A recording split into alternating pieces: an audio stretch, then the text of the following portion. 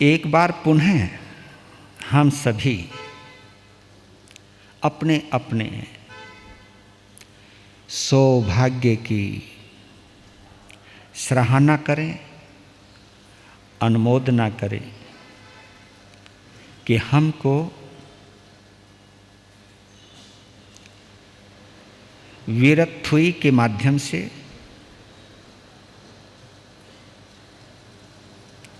अपने परम पिता परमात्मा प्रभु महावीर से आत्मीय संबंध स्थापित करने का एक शुभ अवसर प्राप्त हुआ है।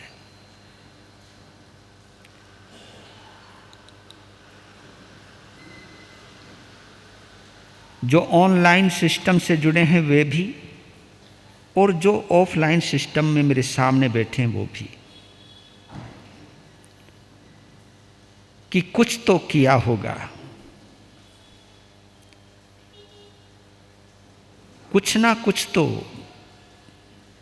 ज्ञानावरणीय कर्म का क्षय किया होगा, कुछ ना कुछ तो ज्ञान की अंतराय तोड़ी होगी कि जिसकी वजह से ये देव दुर्लभ अवसर मुझे मिला है।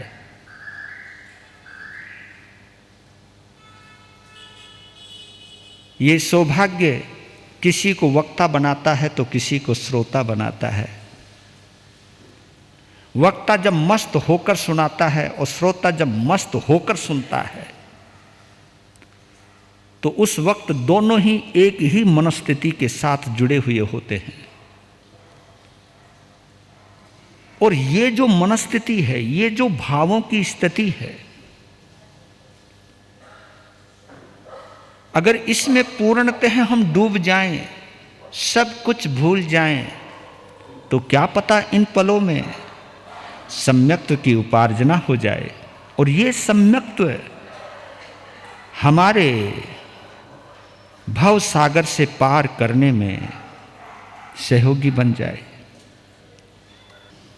अगर महसूस करो तो जो गुरु गणेश के श्रावक और श्राविका हैं, क्या पता ये गीत इस दरबार में उपस्थित होने के लिए स्वयं गणेश बाबा गा रहे हों।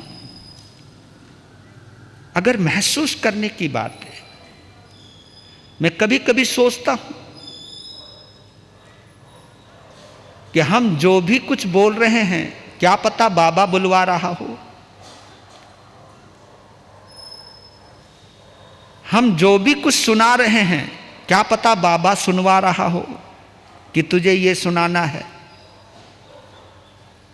इस बार गणेश दरबार में तुझको प्रभु महावीर की अनंत आत्मिक संपदा से मेरे श्रावक और श्राविकाओं को जोड़ना है। क्या पता उन्हीं का ही आदेश हो। यह तो महसूस करने की बात है। मैं ये क्यों सोचूं कि मैं सुना रहा हूं, मैं ये क्यों ना सोचूं कि वो सुनवा रहे हैं। आपका पुण्य सुनवा रहा है, मेरी पुण्यवानी सुनवा रही है, क्योंकि भगवान से जुड़ना बहुत जरूरी है।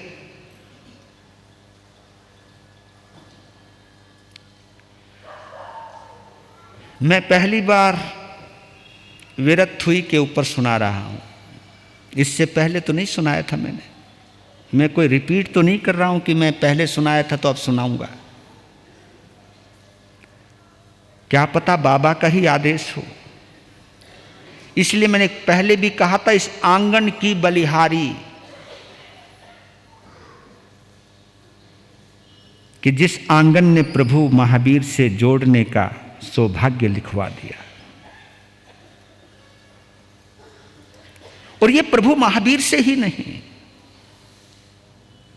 एक सुशिष्य कैसा होना चाहिए, एक सद्गुरु कैसा होना चाहिए, यह भी वीरत्वई ने ही समझाया। ये भी विरथुई ने ही बताया। शिष्य हो तो जम्बू स्वामी जैसा, जिसमें एक ललक है, एक प्यास है, अपने सदगुरु के परम गुरु से जुड़ने की एक अरदास है। ये अरदास है, अरदास। अरदास यानी अर्ज, अर्ज यानी प्रार्थना। प्रार्थना यही एक चाहना कि मैं अपने सदगुरु के परम गुरु से किस तरह जुड़ूं। तो मुझे तो ऐसा लगता है कि जम्बू स्वामी निमित्त बन गए। जम्बू स्वामी एक निमित्त बन गए। सुधर्मा स्वामी में छुपे हुए भगवान महावीर को जनता के सामने लाने के लिए, जैसे भगीरथ भागीरथी को लेकर के आए। भागीरथी गंगा को कहते हैं और यह नाम उन्हीं के ऊपर पड़ा। भगीरथ जो लेकर आया उसका नाम भागीरथी। गंगा का एक नाम भागीरथी है, क्योंकि वो भगीरथ के द्वारा आई है। ये विरथुई देखा जाए तो इस विरथुई का जन्म जम्बू स्वामी की प्यास से हुआ है, एक तड़प से हुआ है। बहुत उपकार है दोनों गुरु शिष्य का, बहुत उपकार है। महसूस करना, अगर जम्बू स्वामी ना होते, सुधर्मा स्वामी ना होते, तो हमारे पास आगमों की संपदा नहीं होती, ये पूरी 32 नहीं होती हमारे पास।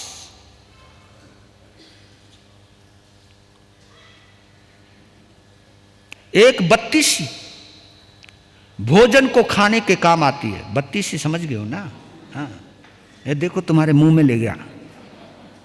एक 32 हमारे को भोजन खाने के काम आती है, चबाने के काम आती है, पचाने के काम आती है, और एक 32 आत्म संपदा को उभारने में काम आती है। उस परम पिता परमात्मा से संबंध स्थापित करवाने में काम आती है। ये वो 32 है, और इस 32 को उभारने के लिए, लाने के लिए, सजाने के लिए, पाने के लिए और देने के लिए परम उपकार है जम्बू स्वामी। और क्योंकि मेन मुख्य जो है वो जम्बू स्वामी है।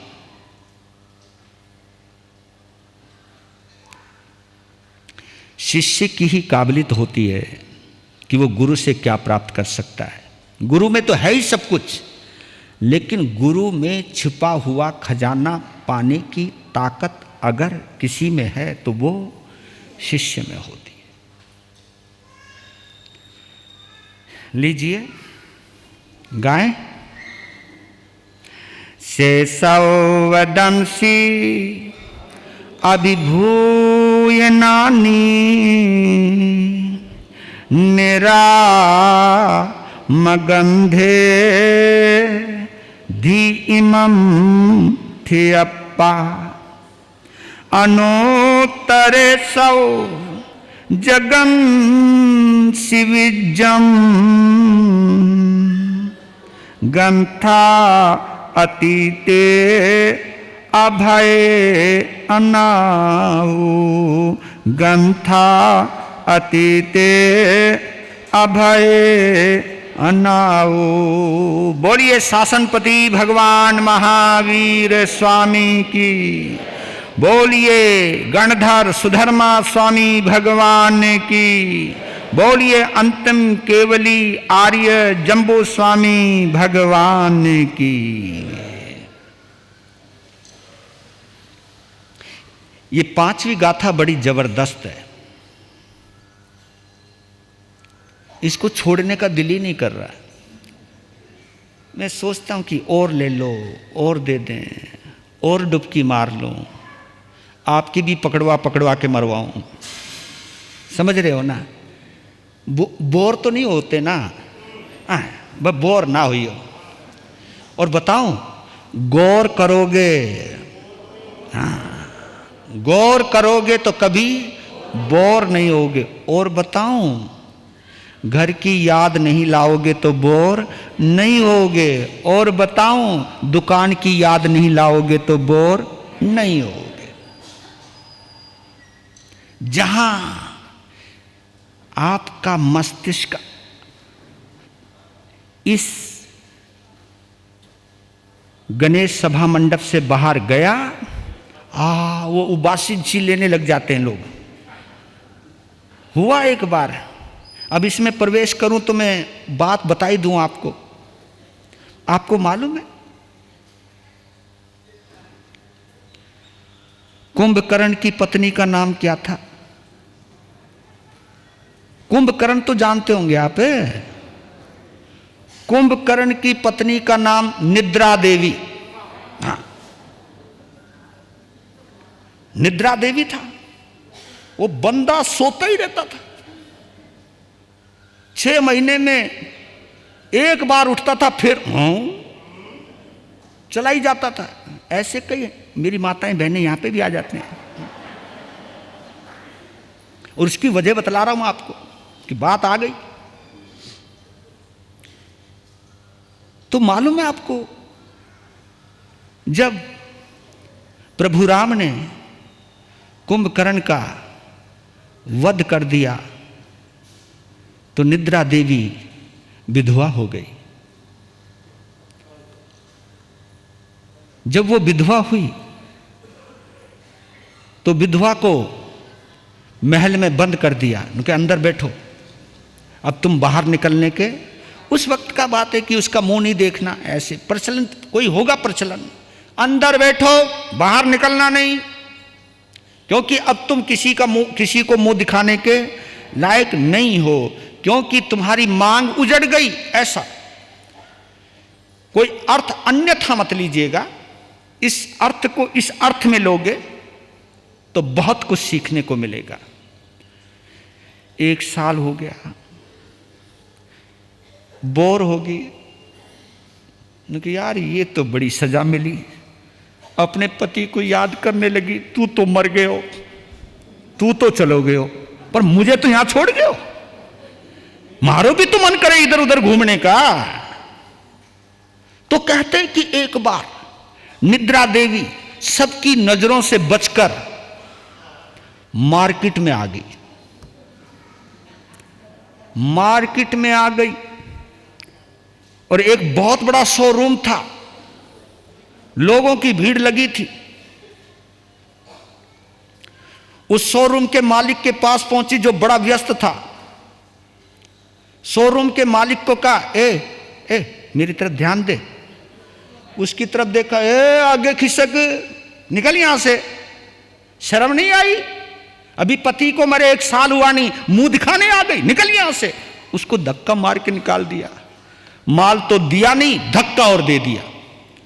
उसके बाद सोचने लगी क्या करूं। वो फिल्म हॉल में घुस गई, अजी वहां से भी निकाल दिया है। शर्म कर, यहां तेरी जगह, निकल ले। फिर मालूम है भैया, वो क्लबों में चली गई। हाँ, जहां नाच गाने ताश जो भी चल रहा है, उसको देखती उसका सब ने खिल्ली उड़ाई। खिल्ली से बड़ी शर्म आई और छुप छुपा के गुरु गणेश सभा मंडप में आ गई।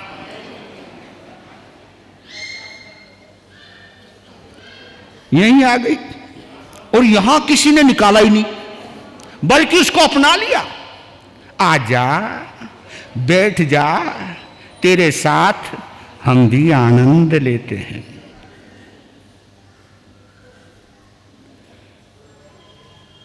तो आपको बतला देता हूं, कई लोग कहते हैं कि स्वाध्याय में प्रवचन में उनको नींद आती है जिनकी दर्शनावरण्य कर्म का उदय। ये तो भाई भारी भरकम शब्द हैं। मैं तुम्हें आसान शब्दों में एक बात बताता हूं, जिसमें तुमको रुचि नहीं होती वहां तुम्हें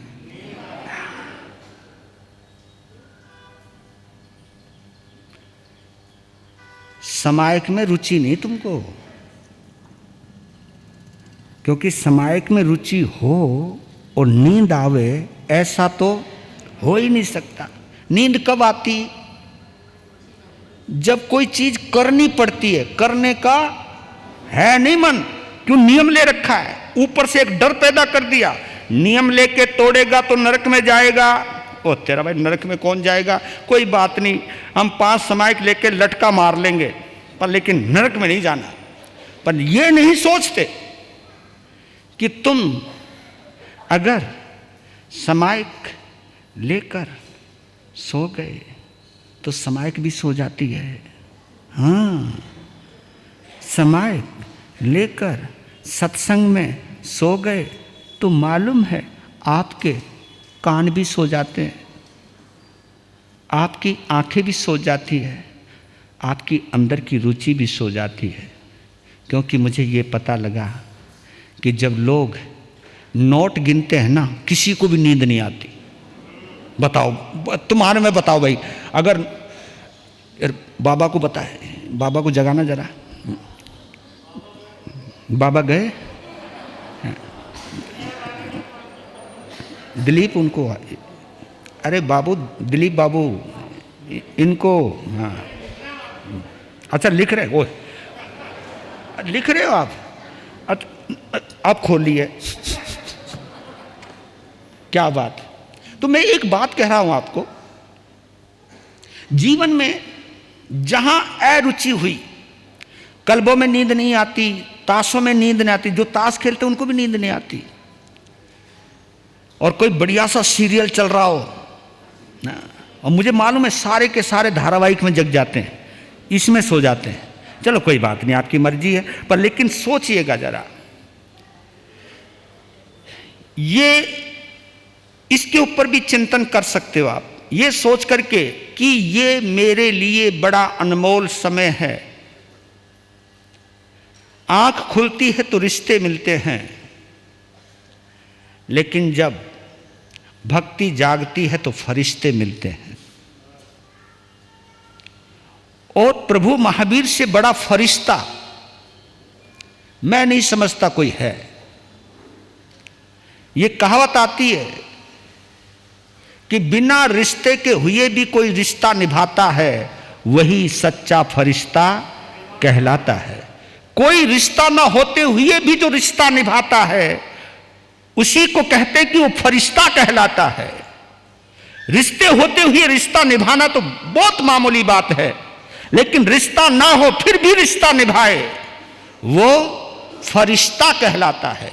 भगवान महावीर यही तो हैं, यही है भगवान महावीर, कि बिन रिश्ते के वो हमारे फरिश्ते हैं, हमारी आत्मा के उद्धारक हैं, हमारी आत्मा के संवारक हैं,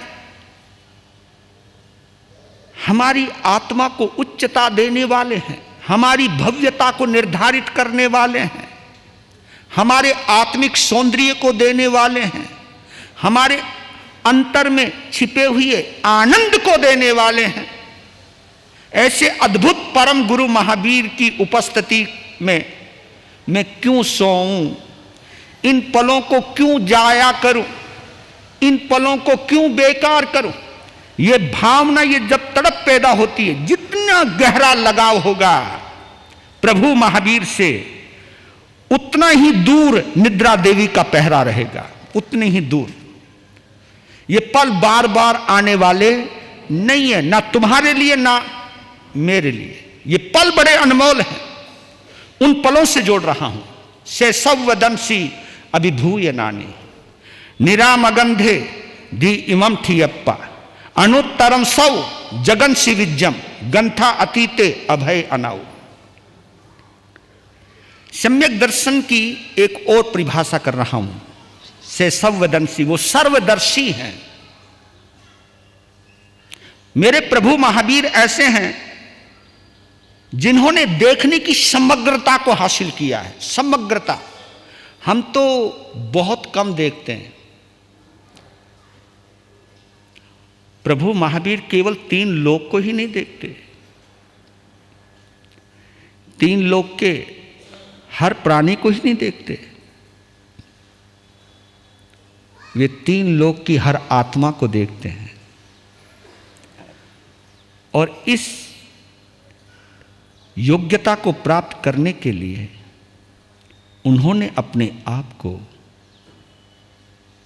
12.5 साल तक तपाया है। और याद रखना, आपके कपड़ों की मैल कब धुलती है?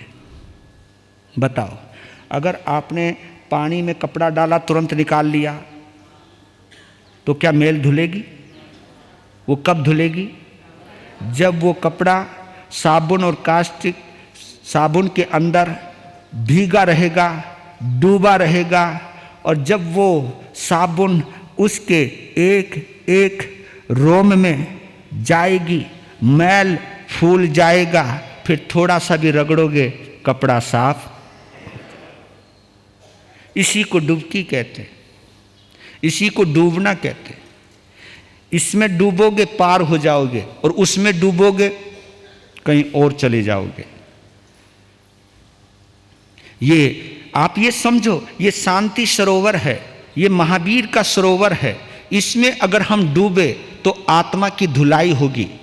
आत्मा की धुलाई से पहले मन की धुलाई होगी, दिल की सफाई होगी। दिल साफ हुआ, आत्मा में प्रवेश हुआ। आत्मा में प्रवेश हुआ तो आत्मा में छुपा हुआ जो अनंत आनंद है उसकी एक झलक मिली। उसकी जो एक झलक मिली, आहा, फिर उसमें जो एक परम आनंद है, वह आनंद किसी दौलत से नहीं मिलता, वो आनंद किसी बंगले में नहीं मिलता, वो आनंद किसी मखमली गद्दे पर नहीं मिलता, वो आनंद साज सज्जा से सज्जित भवन प्रकारों के अंदर नहीं मिलता है।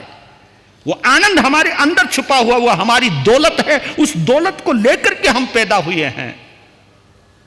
हम अपनी दौलत से जो भटक गए हैं, असली दौलत से, यही तो कहता हूं, महावीर तुम्हें आत्मा की दौलत देते हैं और मोहनीय कर्म तुम्हें दुनिया की दौलत देते हैं। और एक शब्द, दो शब्द आते हैं, संवाद और विवाद। ये समझना जरा। और अपने अपने घर को टटोलना, अपने अपनी समाज को टटोलना, अपने अपने श्रावक पने को टटोलना, और हम भी अपने अपने साधु पने को टटोलते हैं। सम्यक दर्शी संवाद कर सकता है, विवाद नहीं कर सकता। संवाद, संवाद कब होता है? जब तुम्हारे में और मेरे में कोई भेद नहीं होगा तो क्या होगा? संवाद। तुम भी मुझे प्यार से देखोगे, मैं भी तुम्हें प्यार से देखूंगा। तुम भी मुझे अपने नजर आओगे, मैं भी तुम्हें अपना नजर आऊंगा। फिर वहां से दिगंबर, सतंबर, मंदिर मार्गी, तेरापंथी, ये सब भाव ही निकल जाते हैं। काला है, गोरा है, अमीर है, गरीब है, ये सब भाव ही निकल जाते हैं। क्योंकि सम्यक दर्शन इन चीजों में पड़ता ही नहीं है। ये कसायों का काम है, ये क्रोध, मान, माया, लोभ, राग, द्वेष का काम है। ये बंटवारा करना, ये बंटवारा करना, इंसान इंसान को बांटना, ये आत्मा का काम नहीं है। ये किसका? राग और द्वेष का काम है, ये बंटवारा। और ये हम भी बंटवारा करते रहते। हाँ, जब तुम्हारी पहचान का कोई साधु साध्वी हो तो तुम्हारी आंखों की चमक कुछ और होती है। हाँ, मारो है, मारो महाराज है, और मारे अंदर भी आ जाती है बात। कोई अपनो श्रावक नजर, ओ क्या हाल है भाई, बहुत दिनों में आया, ये रूप हमारा भी बदल जाता है। जब सभी हमको अपने नजर आने लगते हैं तो आंखों में समानता आ जाती है। जब सबको हम अपना मानते हैं तो आंखों में समानता आती है। और जब हम अपने और पराये के बीच में फंस जाते हैं, फिर वहाँ पर विषमता और असमानता आती है। और असमानता मिथ्यात्व है। इसलिए मैं आपको बोल रहा हूँ कि जैन धर्म को समझना है तो मैत्री भाव और मोहनीय कर्म के ऊपर चिंतन कर लो। बस मोहनीय कर्म की वजह से हम मिथ्यात्वी हैं और मैत्री भाव की वजह से हम सम्यक्तवी हैं। ये चीज आपको नोट करनी है, हृदय में जचानी है कि मोहनीय कर्म भेदभाव करना सिखाता है, लेकिन मैत्री भाव तो सद्भाव ही लाता है, सभी के प्रति समान भाव लेकर के आता है। तो संवाद जो अर्जुन और श्री कृष्ण के बीच में हुआ है, जिस संवाद ने गीता का गौरव प्रदान किया, ये ऐसे नहीं आया, वहां संवाद हुआ है, क्योंकि एक गुरु है और एक शिष्य है, और ये ऐसे ही पैदा नहीं हुआ। ये देखो, फितरत देखिए आप, श्री कृष्ण ने घोषणा कर दी थी कि मेरे लिए कौरव और पांडव समान हैं। गौर करना, मेरे लिए कौरव और पांडव समान हैं, और मैं पूरी तरह प्रस्तुत हूं, कोई मुझे भी ले सकता है, कोई मेरी सेना भी ले सकता है। और यह बात तो सबने सुनी कि कौन मुझे लेना चाहता है निर्णय करो, और कौन मेरी सेना को लेना चाहता है वो निर्णय करो। और संयोग ऐसा हुआ कि एक ही टाइम में इधर से अर्जुन गया, उधर से दुर्योधन गया।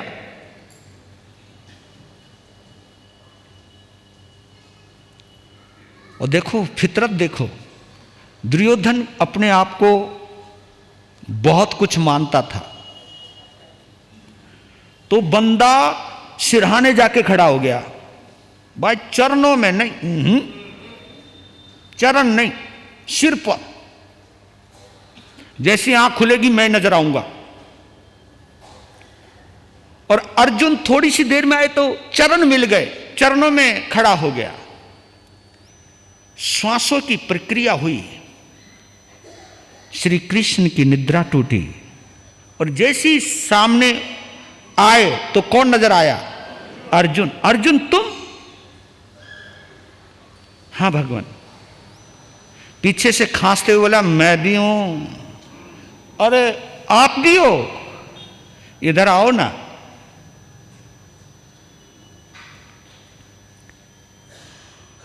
श्री कृष्ण ने कहा कि दुर्योधन को कि तुम बड़े हो, तुम पहले मांगो। तो दुर्योधन ने कहा कि मुझे आप नहीं, आपकी सेना चाहिए। देखो यहीं पता लग गया, मुझे आप नहीं आपकी।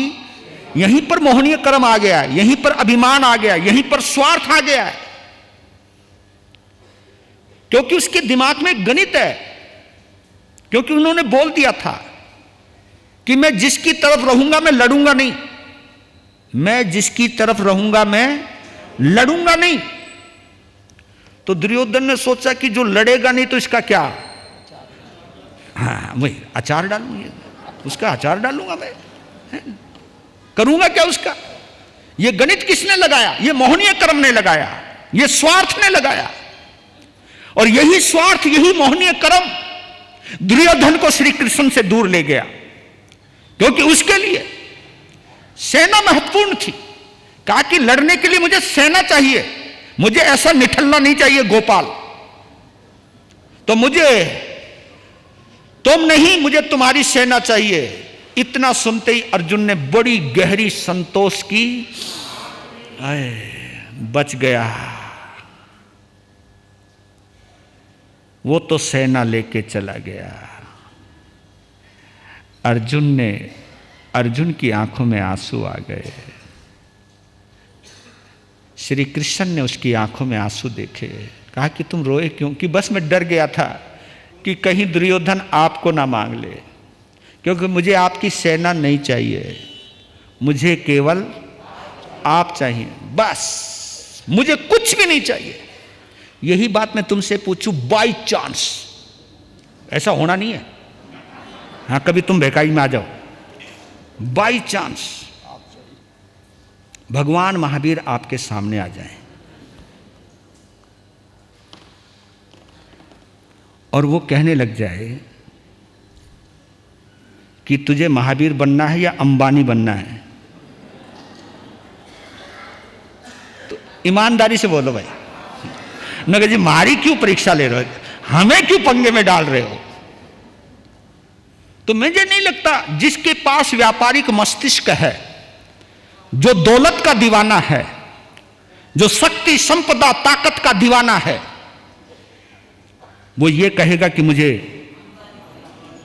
आप चाहिए, केवल आप चाहिए, क्योंकि आपके दिमाग में फिट है गणित। और ये गणित का खेल मन खेलता है, मन के माध्यम से मोहनीय कर्म खेलता है। लेकिन आत्मा केवल परमात्मा को चाहती है, कि वो ये जानती है मेरे पास चाहे कितनी भी संपदा आ जाए, कितनी भी दौलत आ जाए, लेकिन जब जाऊंगा तो खाली हाथ जाऊंगा। अगर मैं परमात्मा के साथ हूंगा तो मैं कभी दुर्गति में नहीं जाऊंगा।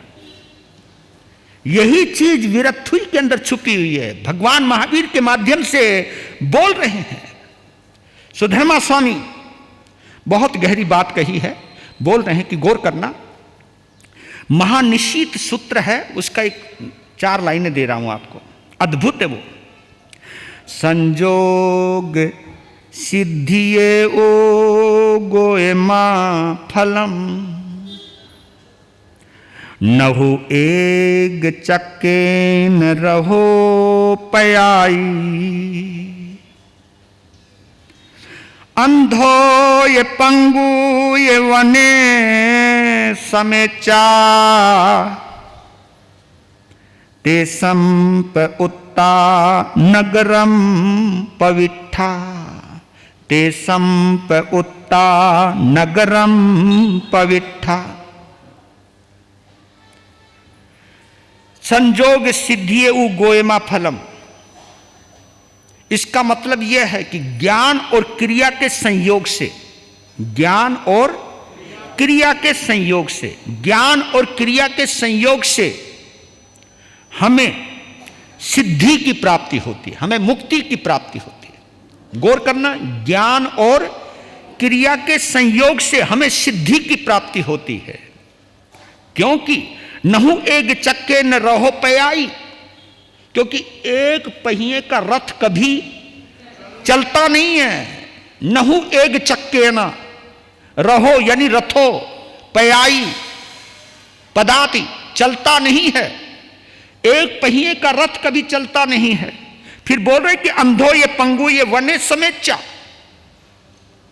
एक अंधा एक पंगु यानी एक लंगड़ा एक पंगु वन में मिले, जंगल में मिले, ते संप उत्ता नगरे पविट्ठा, जैसी वो दोनों मिले नगर में पहुंच गए। और ये कहानी आपने पहले भी सुनी होगी